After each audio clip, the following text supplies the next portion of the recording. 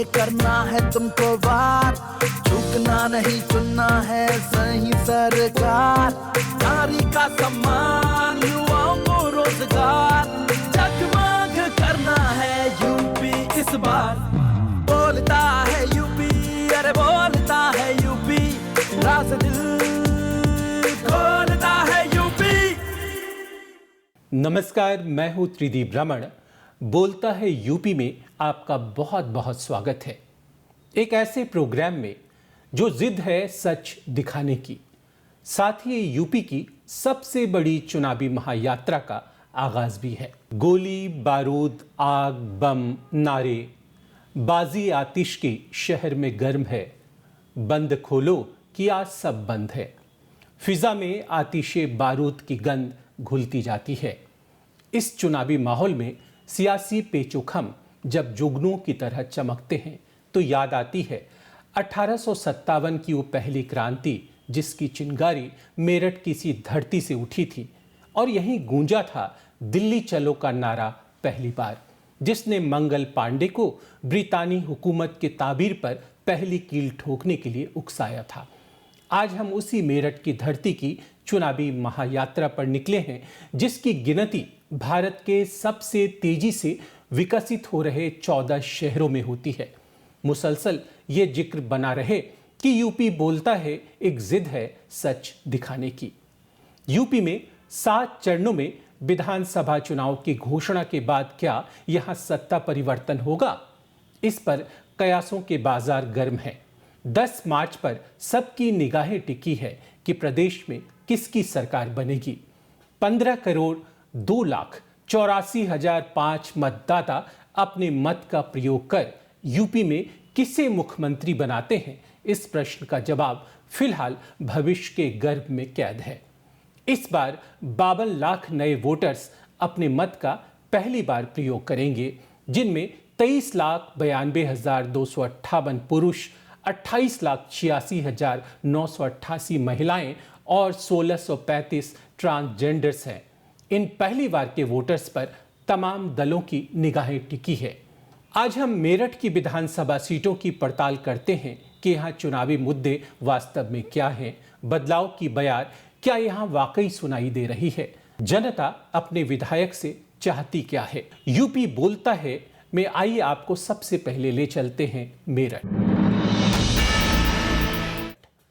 पश्चिमी उत्तर प्रदेश के अंतर्गत आने वाले मेरठ का इतिहास रामायण और महाभारत काल से जुड़ा रहा है।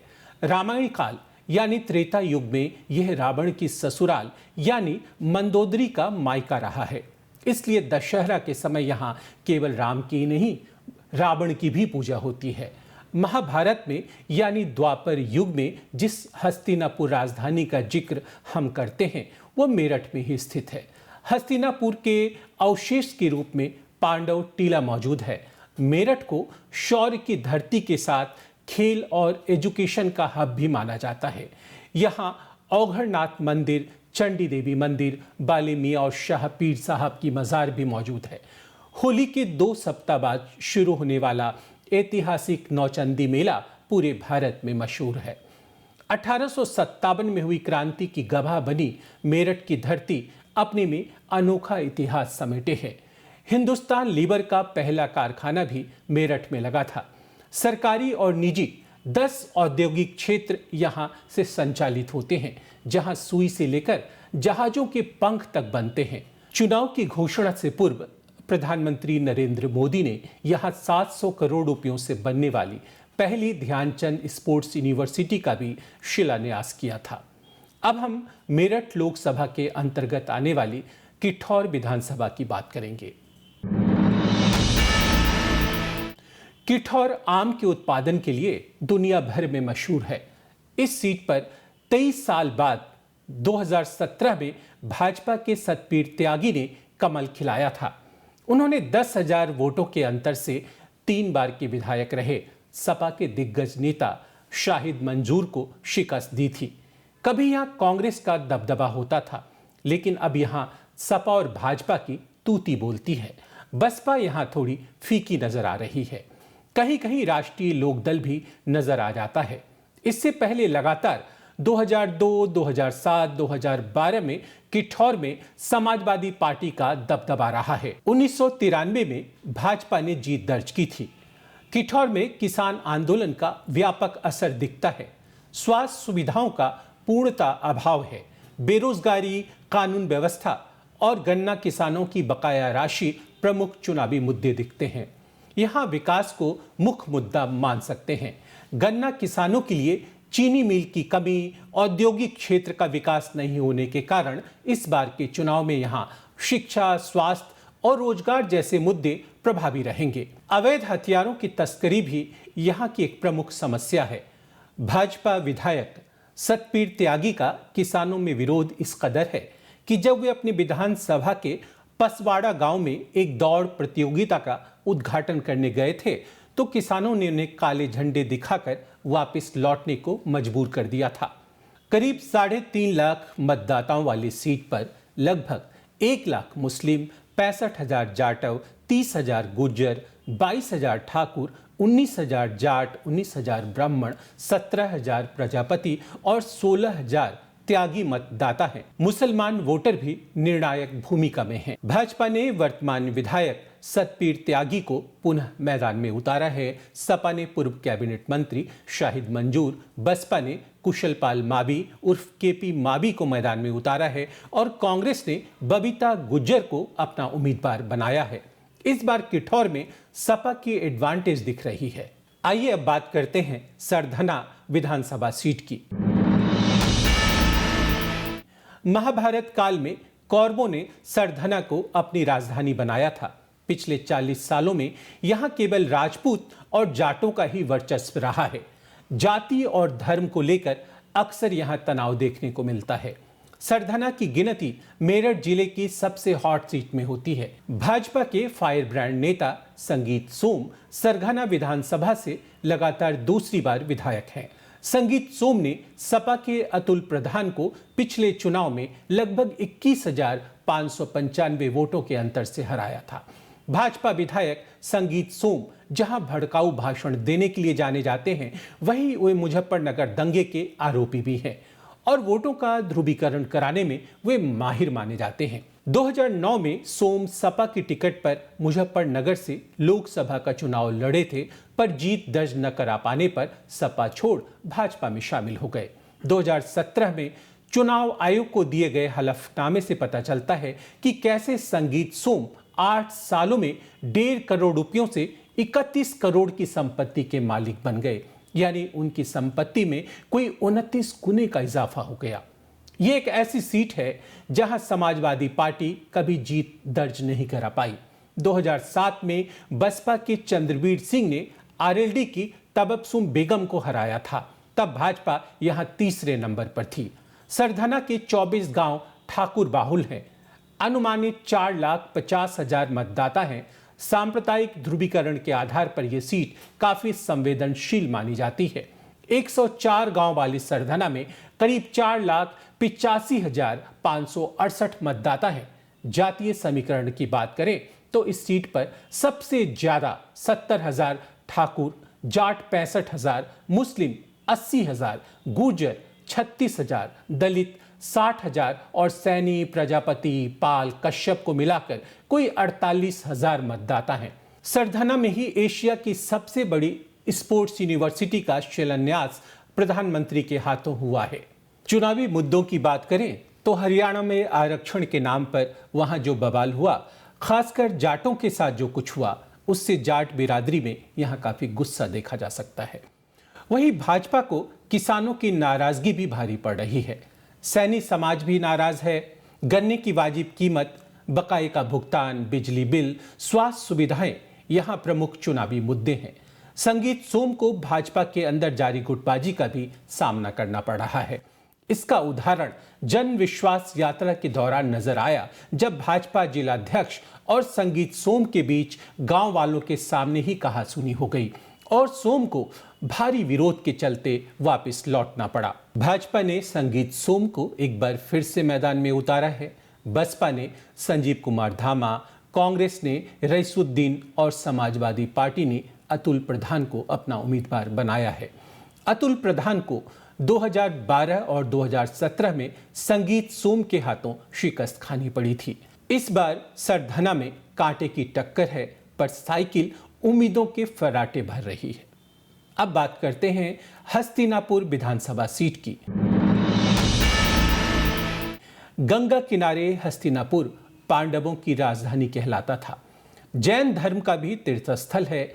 हस्तिनापुर के बारे में कहा जाता है कि जिस पार्टी का उम्मीदवार यहां जीतता है, उसी पार्टी की सूबे में सरकार बनती है। 2017 विधानसभा चुनाव में भाजपा के दिनेश खटीक ने बहुजन समाज पार्टी के योगेश वर्मा को हराया था और प्रदेश में भाजपा की सरकार बनी। 2012 में समाजवादी पार्टी के प्रभुदयाल जीते थे तो सूबे में सपा की सरकार बनी और 2007 में बसपा के योगेश वर्मा जीते तो प्रदेश में बसपा की सरकार बन गई। वर्तमान में यहां भाजपा के दिनेश खटीक विधायक हैं। मुख्यमंत्री योगी ने अपने पहले मंत्रिमंडल विस्तार में खटीक को अपने मंत्रिमंडल में शामिल किया था। हस्तिनापुर से एक और मिथक जुड़ी है, वह ये कि यहां जिस विधायक को मंत्री बनाया गया, अगली बार उस पार्टी की प्रदेश में सरकार नहीं बन पाती। यह मिथक 2012 से चल रहा है। इसकी शुरुआत समाजवादी पार्टी की विधायक प्रभुदयाल वाल्मीकि से हुई। साल 2012 में पार्टी ने प्रभुदयाल को मंत्री बनाया और 2017 में सपा की सरकार चली गई।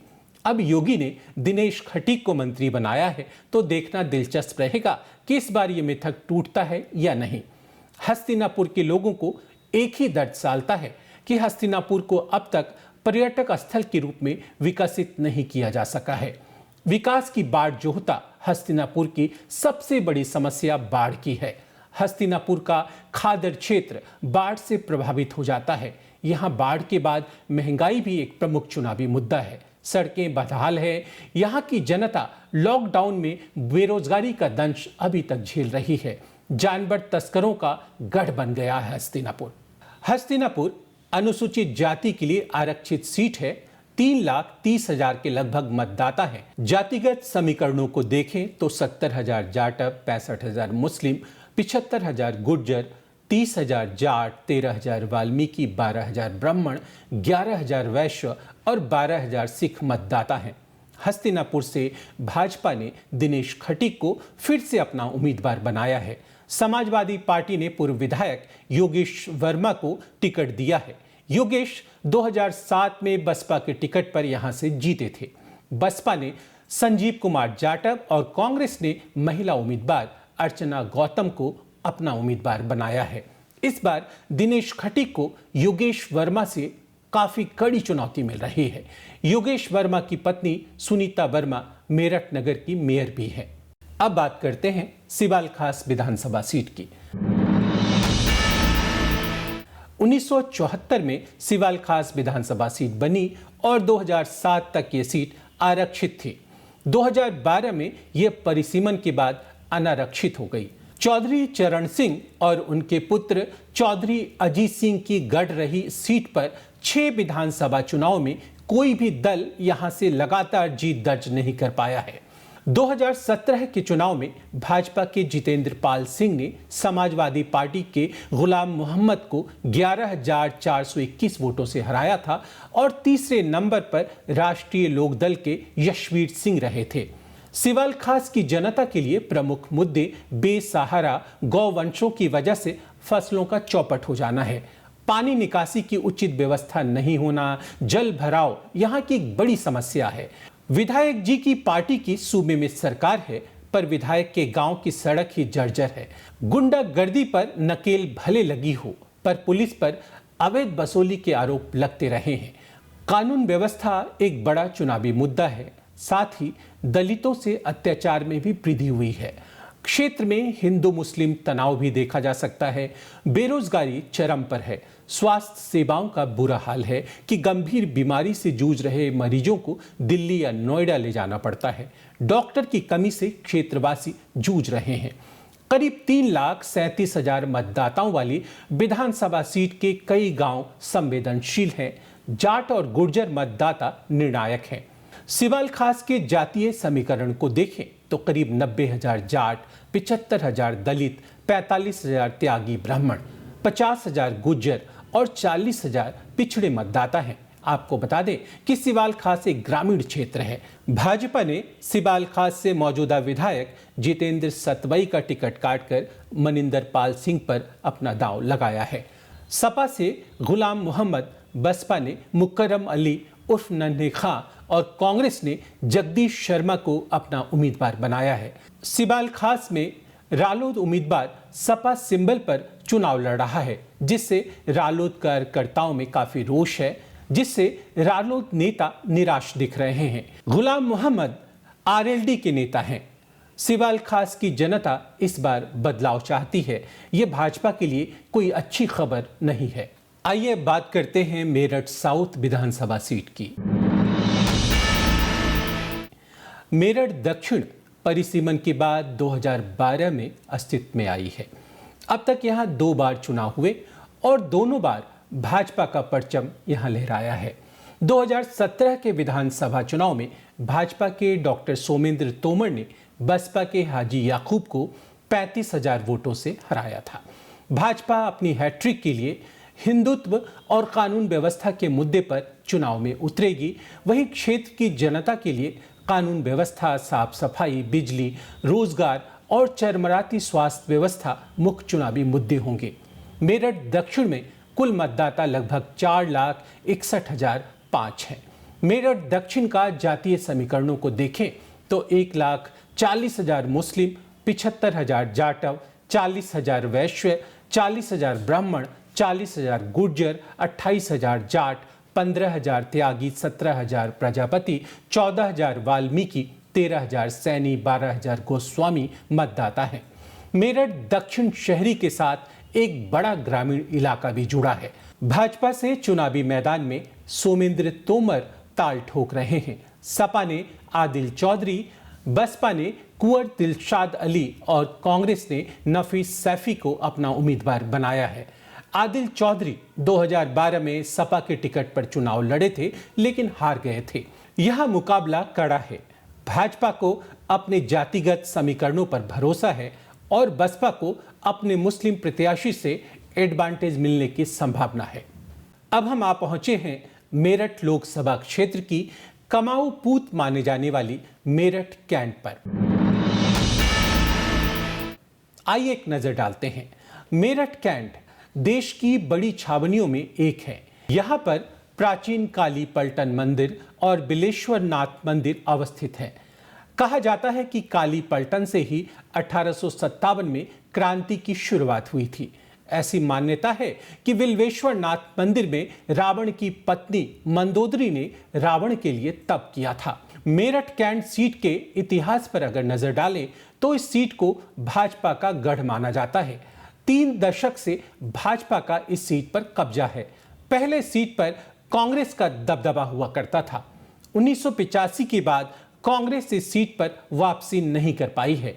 भाजपा के विधायक सत्य प्रकाश अग्रवाल 2002 से लगातार चुनाव जीतते आए हैं।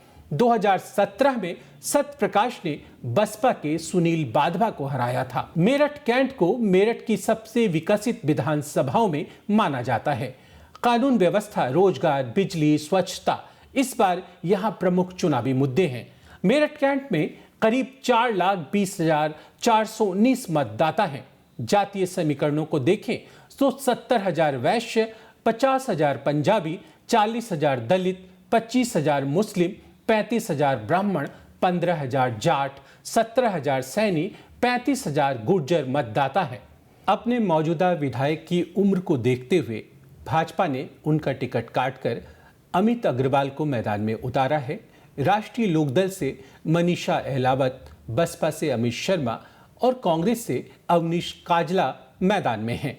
32 साल से भाजपा के अजय किला मेरठ कैंट में भाजपा के अपनी जीत बरकरार रख पाएगी, सबसे बड़ा सवाल यही है। मेरठ कैंट में किसी भी उम्मीदवार की जीत हार जातिगत समीकरणों से ही तय होती है। आइए अब बात करते हैं मेरठ लोकसभा क्षेत्र के अंतर्गत आने वाली मेरठ शहर विधानसभा सीट की।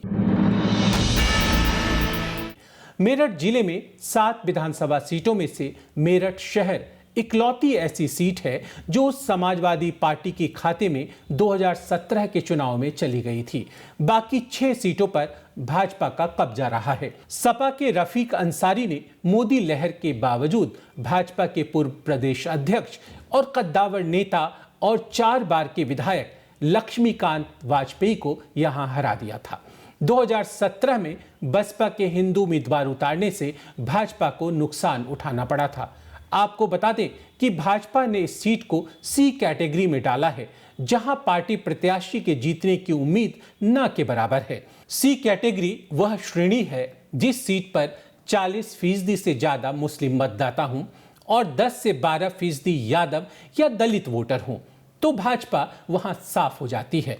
ऐसी सीटों पर सपा, बसपा या कांग्रेस का कब्जा हो जाता है। मेरठ शहर विधानसभा क्षेत्र में सबसे बड़े चुनावी मुद्दे साफ सफाई, अपराध, लड़कियों के साथ होने वाले अपराध, शिक्षा और बेरोजगारी है।